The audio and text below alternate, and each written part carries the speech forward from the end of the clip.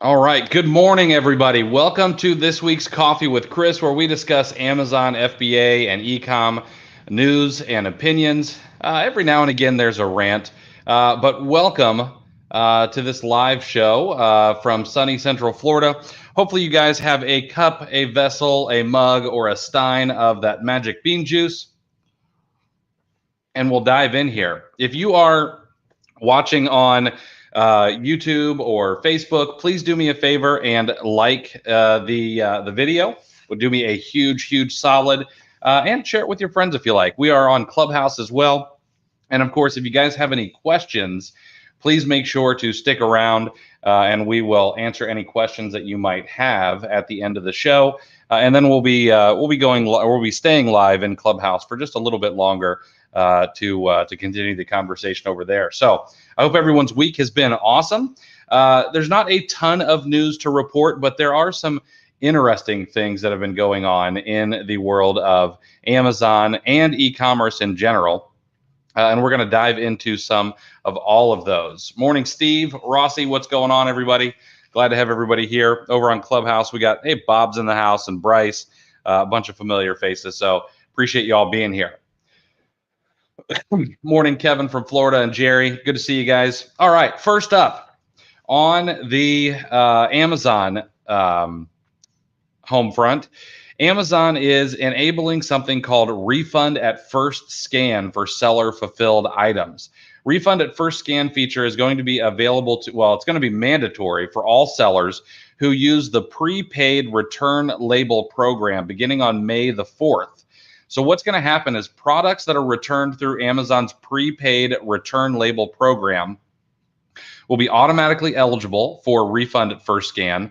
And this mandatory feature for seller fulfilled items, and it's already required for sellers who use FBA.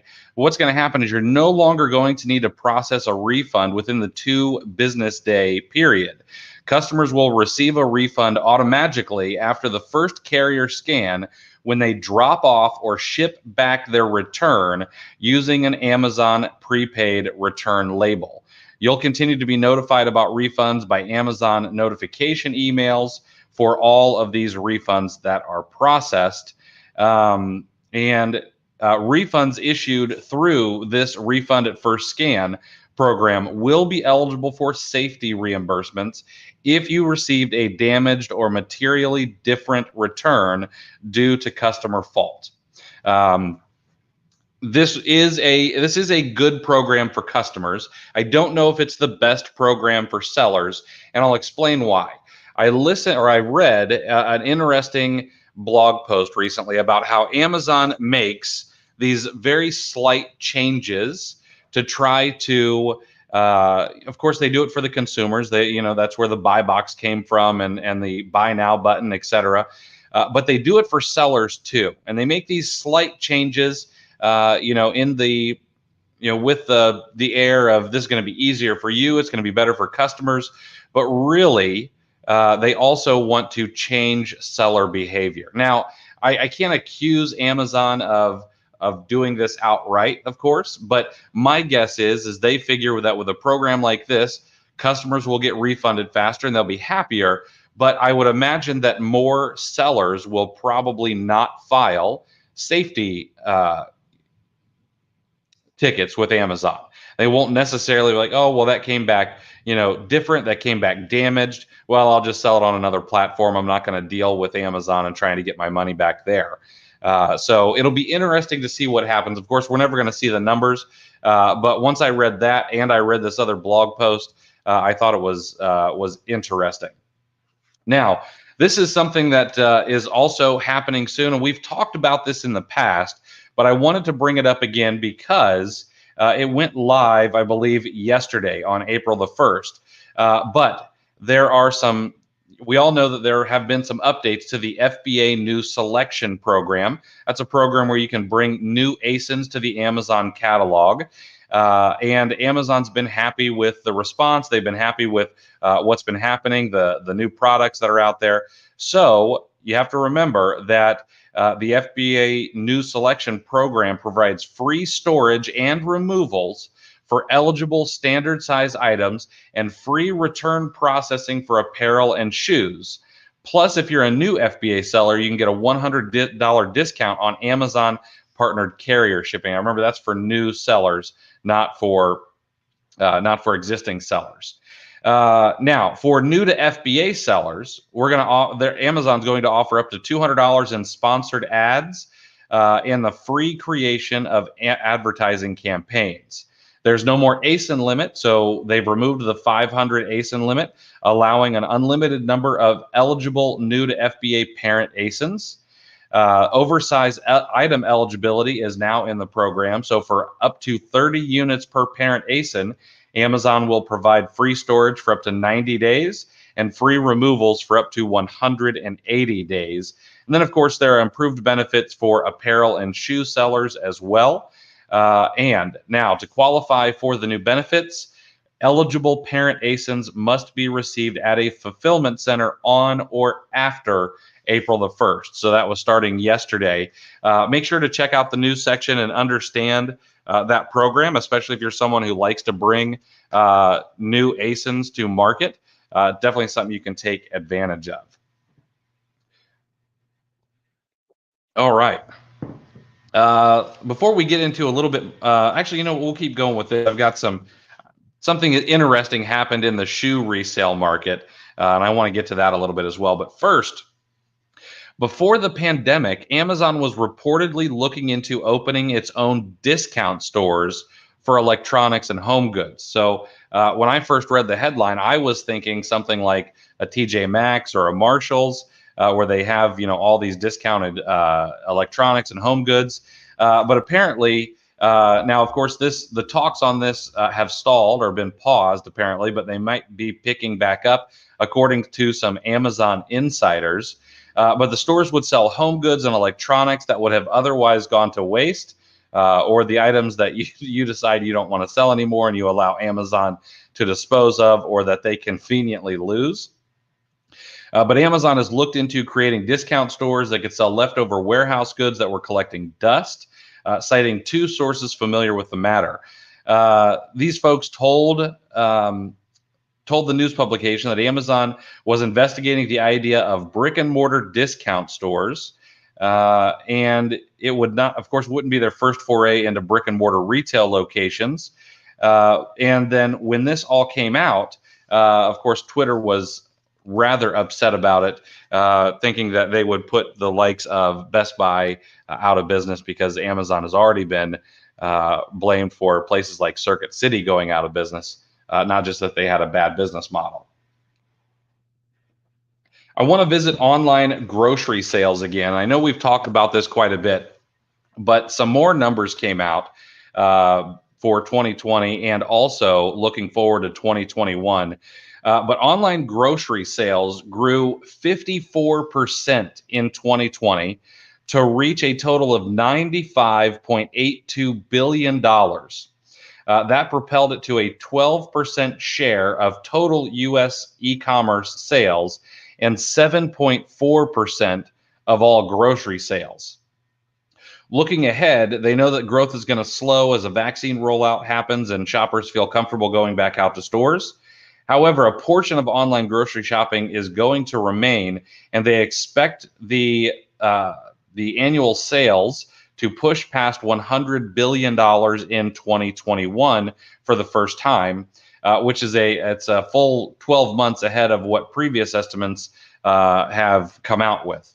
By 2023, they expect online grocery sales will make up 11.2% of total U.S. grocery sales, which is absolutely crazy. It's crazy how big that market is. I don't normally think of it that large. But the growth of grocery e-commerce sales can largely be attributed to first-time buyers entering the market. Last year, the number of digital grocery buyers ages 14 and older in the U.S. who made a purchase at least once during the year jumped a total of 42.6% to 131.6 million consumers. By 2022, we expect that more than half, or 51.3%, of the U.S. population will be digital grocery buyers. The growth of online grocery sales will also be driven by higher spending per buyer. Estimates point out that annual spending per buyer is currently at $728 for 2020, and they expect it to be $818 in 2021, and by 2023, that number is expected to exceed $1,000 for online grocery sales in a given year per consumer. So that's those are good numbers. There's good things coming in the grocery area. Next up, small and medium-sized businesses are eligible beginning April the 6th to get up to another $500,000 from the SBA. So beginning April 6th, the SBA is expanding its Economic Injury and Disaster Loan Program, or EIDL. I know lots of people took advantage of that in the past. And small businesses who originally took out an EIDL loan for up to $150,000 for 6 months can extend that loan for up to 24 months and receive additional funds for a total of $500,000 in relief. The SBA also stated that businesses that received an EIDL loan for up to 6 months and $150,000 need not submit a request to increase their loan amount. Instead, they will be reaching out via email for details on how businesses can request additional loan funds prior to the April 6th launch date. So if you did take an EIDL loan out, I would make sure that you keep an eye on your email if you want or need additional funds. Now, moreover, the SBA has extended the deferment period for both Paycheck Protection Program, or PPP, and EIDL loans through 2022. The first payment for all coronavirus-related disaster loans that were dispersed in 2020 won't be due until 24 months after the loan origination. So the first payment for loans issued in 2021 will be due 18 months from the loan origination.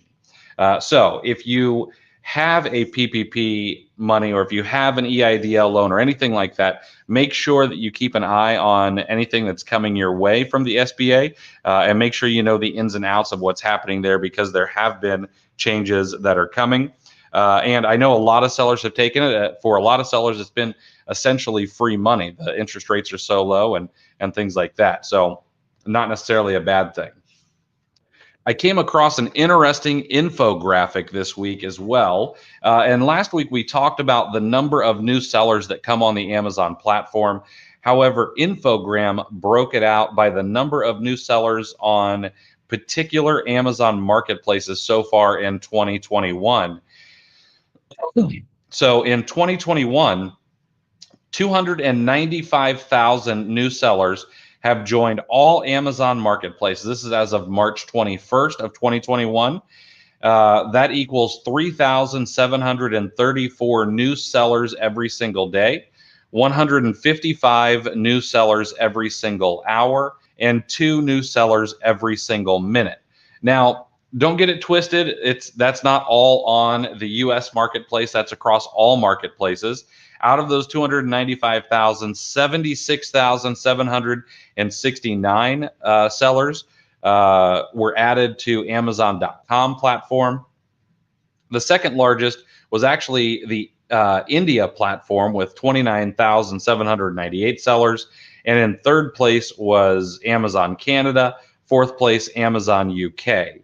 Now, remember, we talked about this a little bit last week. We talked about how Amazon hit 6 million sellers on the Amazon platform.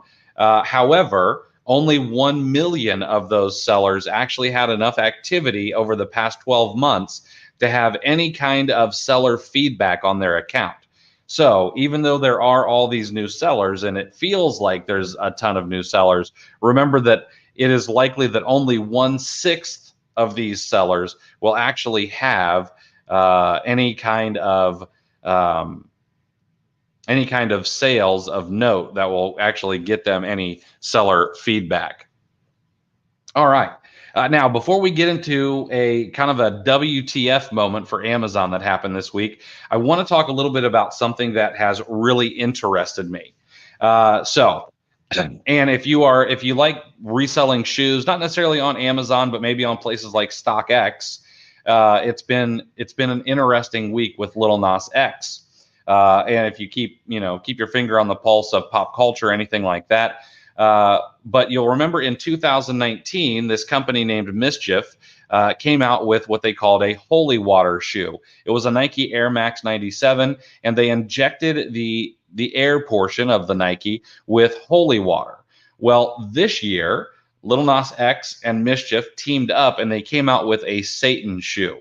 It was said to have a drop of blood in it, and of course, outrage happened. And I know that's what they were going for. I won't get political about it or anything like that. I don't really care about all that. I know why they did this. They did this because they knew that outrage would happen, that they would get free publicity. That's a hard word to say. They would get free publicity all over the place, both from people who were defending Lil Nas X and Mischief and people who, of course, were against it. And that would just fuel the fires and keep the free media coverage rolling in. Well, Nike actually decided to sue this time, and they got a judge to offer a temporary restraining order from Mischief, the company who's behind this collaboration, to release the shoe to the buyers. So out of the 666, people that bought this shoe for $1,018, nobody can get their hands on it yet. And if you go and look at places like eBay, you'll see that it's some people have sold it. Whether or not they actually sold them for $3,000 or $4,000 is, for us to not to know. But it is rather interesting. So nobody's going to get these shoes. Now, I expect that if Mischief can beat Nike at this, which Nike's got a ton of money, and who knows if Mischief will be able to do that, I would imagine the value of these shoes will go even higher. So it's not really something we can make any money on, but it is interesting, and it was kind of a smart play to keep all of that outrage going. Lil Nas X and Mischief did an absolutely great job at that, whether or not you believe the shoe should have been made or not. But I would go out and read about it because it is really, really fascinating. But now let's move on to a little bit of WTF Amazon. Amazon this past week, as you know, has been going through a union vote in Alabama. Alabama workers they're paid like everyone else in the country. They start at $15 an hour. However, there have been pushes to unionize, and we've talked about Amazon doing things like changing the length of green lights so that people cannot, go out and get people to vote for the union and things like that. But now, while they're actually counting the votes, Amazon's PR department is getting raked over the coals for something they call the Veritas team. And what happens at Amazon is there are actually employees who can go in and become like FC ambassadors and be able to post on Twitter. And there were some leaked documents about who they would accept. And, there were people who handpicked for great senses of humor and things like that. And the leaked document talked about telling your truth and preserving customer trust. But essentially, you could do this for 6 to 12 months. And people have just been absolutely going nuts on these accounts because they are all very robotic. Amazon really keeps it, this is what you can say, this is what you can't say. And reading some of them have been really, really interesting, kind of funny because they're not in regular English and definitely not in Twitter speak. But it's been absolutely fascinating. Amazon is also, reportedly, Jeff Bezos actually reached out to the execs and asked them to push back on places like Twitter against like government officials. And Amazon has been just going after people who have been bad mouthing them, people like Bernie Sanders and Liz Warren and all kinds of stuff. And it's been absolutely interesting to watch and see what's been happening. And it's gotten so bad that Twitter has actually banned multiple accounts of people who state that they're Amazon employees. So if you want to have some fun this weekend and see some corporate level trolling, just head over onto Twitter and see what's happening over there because it's been absolutely fascinating. So, all right. So that went a little over today, but A lot of interesting things in the news. And now, for those of you on Facebook, on YouTube, if you have any questions, now's the time. I'd be happy to answer anything that I can. And then we'll be sticking around in Clubhouse. So if anybody wants to come up on stage in Clubhouse and chat for a minute or two, we'll do that as well. Steve's got a good question here. I wonder how many sellers fell off the platform in the same time frame. That would be an interesting thing to know. That's one study that I've never really seen put out there, so I don't know. I don't know what happens to a storefront if somebody closes their account. Does it just show that there's nothing in stock, but the storefront is still there, or is it deleted? I'm not 100% sure about that. But I would love to know how many sellers fall off the platform. That would be interesting to know. All right. I'll see if any. Give this another 30 seconds. See if any questions come in, and then we'll be heading over to Clubhouse for a few minutes to chat.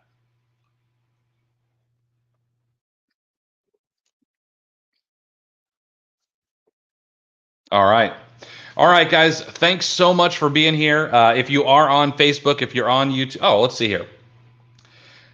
Is there a way to connect BrickSeek to tactical arbitrage? As a matter of fact, that's a great question. Yes, there is. You need to have a third-party tool from Javier over at Tactical Bucket called Tactical Expander. Shoot me an email. I'll get you a link to it. It's not the cheapest thing, but it is a one-time purchase, and it will allow you to scrape all of the information from BrickSeek and then run it through Tactical Arbitrage.